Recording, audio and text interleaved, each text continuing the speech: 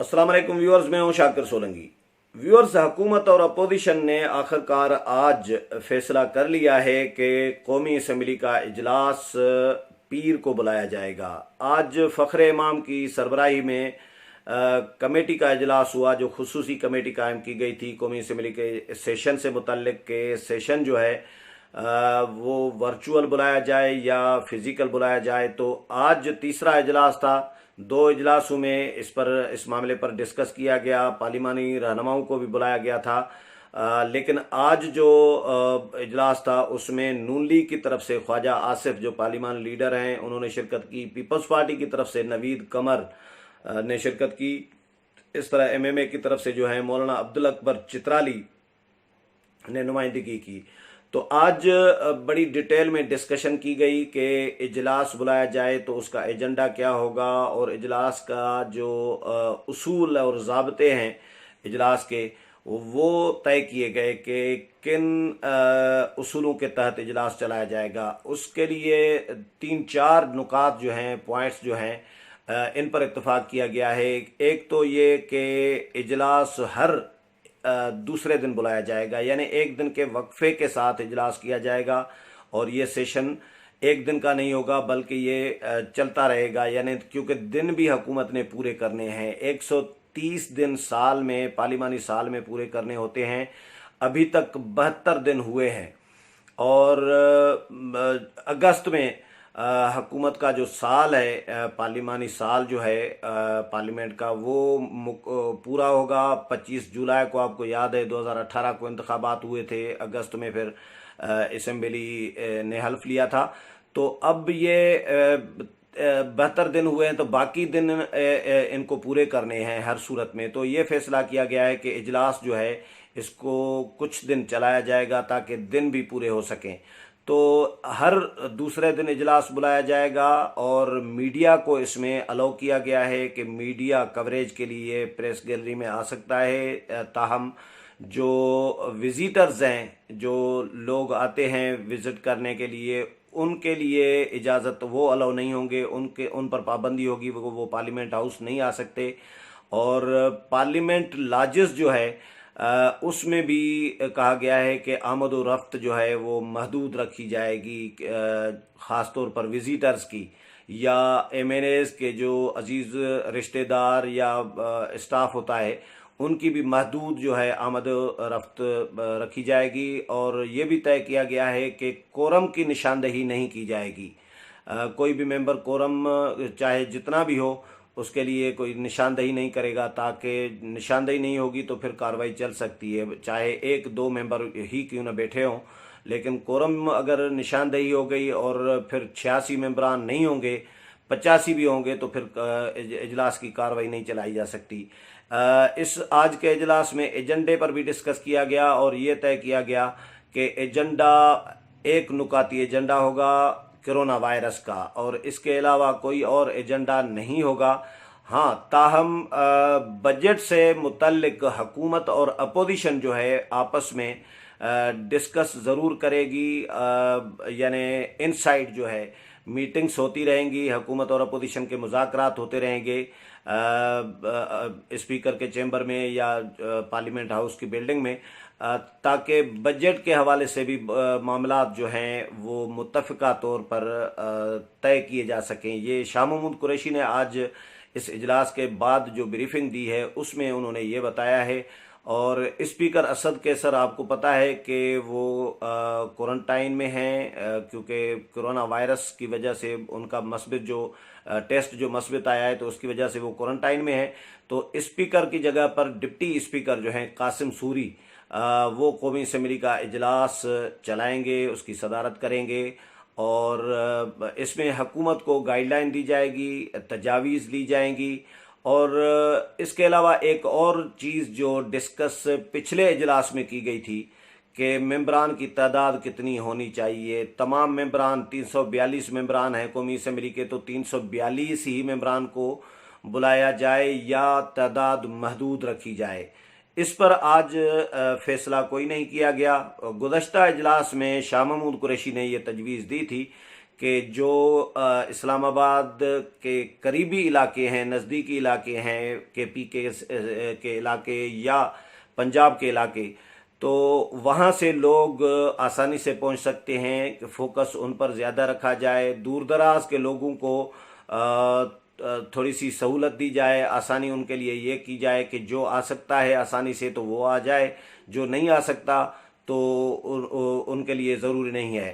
تو اس طرح کی تجویز شاہ محمود قریشی نے دی تھی، لیکن آج کے اجلاس میں ایسا کوئی فیصلہ نہیں کیا گیا، طے نہیں کیا گیا کہ ممبران کی تعداد کتنی ہوگی، یعنی ممبران سارے کے سارے جو ہیں وہ آ جائیں تو بھی ٹھیک ہے، اگر کچھ نہیں آ سکتے، کچھ آ جاتے ہیں تو بھی ٹھیک ہے، لیکن کورم کی نشاندہی نہیں کی جائے گی، چاہے 5 ارکان ہی کیوں نہ ہو، حکومت اور اپوزیشن دونوں کے، یا اپوزیشن یا حکومت دونوں میں سے کسی ایک پارٹی کے، تو اپوزیشن کے ہوں 5 یا حکومت کے، بہرحال جتنے بھی ارکان ہوں اجلاس جاری رکھا جائے گا۔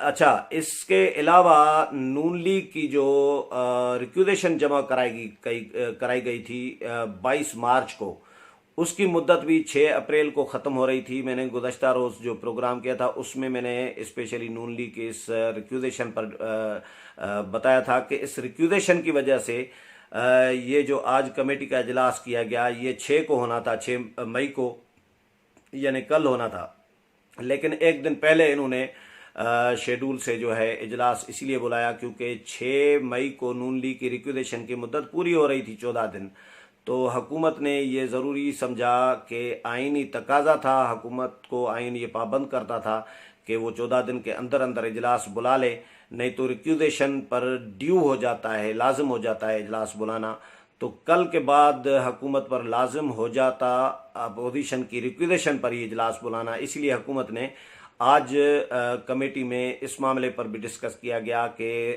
اپوزیشن کی ریکویزیشن پر یہ اجلاس ہونا چاہیے یا روٹین کا جو اجلاس ہے شیڈول کے مطابق، جو قومی اسمبلی کا اجلاس پارلیمانی کیلنڈر کے مطابق جو ہوتا ہے وہ بلایا جائے۔ اس پر ڈیٹیل میں ڈسکشن کی گئی، مختلف تجاویز آئیں، لیکن طے یہ ہوا کہ یہ شیڈول کا جو معمول کا جو اجلاس ہوگا وہ اجلاس ہوگا، یہ ریکویزیشن پر، اپوزیشن کی ریکویزیشن پر اجلاس نہیں ہوگا۔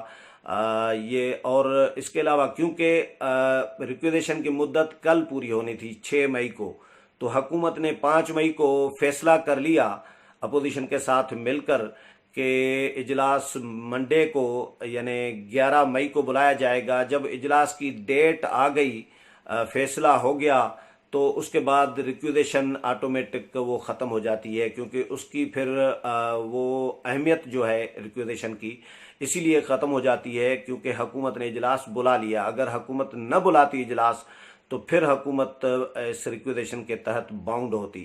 تو بہرحال یہ بڑی ڈیولپمنٹ ہے، بڑا بریک تھرو ہے کہ حکومت نے اجلاس بلا لیا ہے، اور اس میں اپوزیشن اور حکومت دونوں نے مشترکہ طور پر یہ دائرہ فیصلہ کیا ہے، متفقہ فیصلہ کیا ہے۔ صدر مملکت کو ریکمنڈ کرے گی، ایڈوائز بھیجے گا وزیر اعظم کہ اجلاس بلایا جائے، اور وزارت پارلیمانی امور جو ہے وہ سمری تیار کر کے صدر کو بھیجے گی، صدر دستخط کرے گا، اجلاس بلا لیا جائے گا۔ لیکن اس اجلاس میں سوال یہ پیدا ہوتا ہے کہ کیا اس اجلاس میں حکومت وہ آرڈیننسز جو لیپس ہو گئے ہیں، جن کی مدت ختم ہو چکی ہے، جن میں نیب آرڈیننس بھی شامل ہے، سب سے زیادہ جو امپارٹنٹ ہے 3 4 یا 5 جتنے بھی آرڈیننسز ہیں، نوید قمر نے مجھے یہ بتایا تھا کہ 3 4 آرڈیننسز ہیں، تو ان میں سب سے جو اہم ترین آرڈیننس ہے وہ ہے نیب آرڈیننس۔ حکومت نے اس کے بارے میں تو فیصلہ یہ کیا ہے کہ نیا نیب آرڈیننس لایا جائے گا، اس پر اپوزیشن کے ساتھ مشاورت کرنے کا بھی فیصلہ کیا گیا ہے، لیکن ابھی مشاورت حکومت نے شروع کی نہیں ہے۔ لیکن بہرحال نیا اگر آرڈیننس لایا جاتا ہے تو پھر حکومت کو پارلیمنٹ میں یا اسمبلی میں اس کو پیش کرنے کی، توسیع دلوانے کی ضرورت نہیں ہے۔ لیکن باقی جو آرڈیننسز ہیں ان پر ضرور اپوزیشن کے ساتھ حکومت مشاورت کرے گی کہ ان کی توسیع کرائی جائے، کیونکہ حکومت نے ظاہر معاملات چلانے ہیں۔ جو قانون لیپس ہو گیا، قانون ختم ہو گیا، مدت تو اس کی پوری ہو گئی، تو پھر اسی قانون کو کچھ مزید جب تک وہ قانون سازی باضابطہ طور پر بل کی شکل میں پارلیمنٹ میں آئے، دونوں ایوانوں سے منظور ہو، تب تک آرڈیننسز حکومتیں جاری کرتی رہتی ہیں۔ اس پر سوالات بھی اٹھتے رہتے ہیں۔ یہ الگ بحث ہے کہ آرڈیننس کتنی دفعہ جاری کیا جا سکتا ہے، ایک دفعہ جاری کیا جا سکتا ہے یا مزید ایک دفعہ سے زیادہ دفعہ بھی جاری کیا جا سکتا ہے، 2 3۔ لیکن اپوزیشن ہمیشہ نون کی ہو اپوزیشن یا پی پی کی اپوزیشن ہو، جو بھی اپوزیشن میں رہتی ہے جماعت، وہ اعتراض کرتی رہتی ہے کہ یہ آرڈیننسز بار بار ایک آرڈیننس جاری نہ کیا جائے۔ مدت اگر ایک دفعہ جاری ہوا، مدت پوری ہو گئی تو اس کو پارلیمنٹ میں بل کی شکل میں لایا جائے اور منظور کرایا جائے۔ یہ تنقید ہوتی رہی ہے، اس پر ڈیبیٹ بھی ہوتی رہی ہے، لیکن یہ بحث الگ ہے۔ لیکن حکومت کو بہرحال ان آرڈیننسز میں توسیع کرانی ہوگی اور یہ ضروری ہوگا، اس پر اپوزیشن کے ساتھ مشاورت کی جائے گی۔ لیکن ایجنڈا جو ہے فی الحال یہ طے کیا گیا ہے کہ وہ کرونا وائرس کا ہی ہوگا، اس پر ڈیبیٹ کرائی جائے گی، بحث کرائی جائے گی، اور اپوزیشن اور حکومت اپنی اپنی سفارشات، اپنی اپنی تجاویز دیں گی، اور ایک سفارشات کی شکل میں، ڈاکومنٹ کی شکل میں تجاویز جو ہیں یا سفارشات جو ہے پارلیمنٹ حکومت کو دے گی۔ یہ طے کیا گیا ہے۔ اس میں قرارداد بھی منظور کرائی جا سکتی ہے کہ حکومت سے مطالبہ کیا جائے کہ یہ حکومت سفارشات ان پر عمل درآمد کرے۔ جو بھی ہو، وہ اجلاس جب شروع ہوگا منڈے کو تب یہ چیزیں سامنے آئیں گی۔ لیکن فی الحال یہ طے کیا گیا ہے کہ منڈے کو سپہر 3 بجے 11 مئی کو قومی اسمبلی کا اجلاس بلایا جائے گا، اور ہر دوسرے دن یہ اجلاس ہوگا، اور یہ اجلاس ہفتہ 2 ہفتے تک یہ جاری رہے گا تقریباً۔ اور اس کے لیے کتنے دن جاری رہے گا اس کا فیصلہ ابھی ہونا باقی ہے۔ اس کا فیصلہ ایڈوائزری کمیٹی کرتی ہے۔ ایڈوائزری کمیٹی کو اسپیکر یا ڈپٹی اسپیکر ہیڈ کر رہے ہوتے ہیں۔ جس دن اجلاس یا سیشن شروع ہو رہا ہوتا ہے اسی دن ایڈوائزری کمیٹی کا اجلاس ہوتا ہے، جس میں تمام اپوزیشن اور حکومت کی جماعتیں شریک ہوتی ہیں، ان کے نمائندے شریک ہوتے ہیں۔ وہ آپس میں طے کرتے ہیں کہ کن کن لوگوں نے بات کرنی ہے، بحث میں حصہ لینا ہے، اور کن کن جماعتوں کو کتنا کتنا ٹائم بحث کے لیے دینا ہے، اور اجلاس کتنے دن تک جاری رکھنا ہے۔ یہ فیصلہ ایڈوائزری کمیٹی میں ہوگا۔ فی الحال یہ فیصلہ ہوا ہے کہ منڈے کو اجلاس ہوگا اور کرونا وائرس پر بحث ہوگا۔ امید ہے پروگرام پسند آیا ہوگا۔ اگلے پروگرام میں پھر ملاقات ہوگی، تب تک اجازت چاہتا ہوں۔ اللہ حافظ۔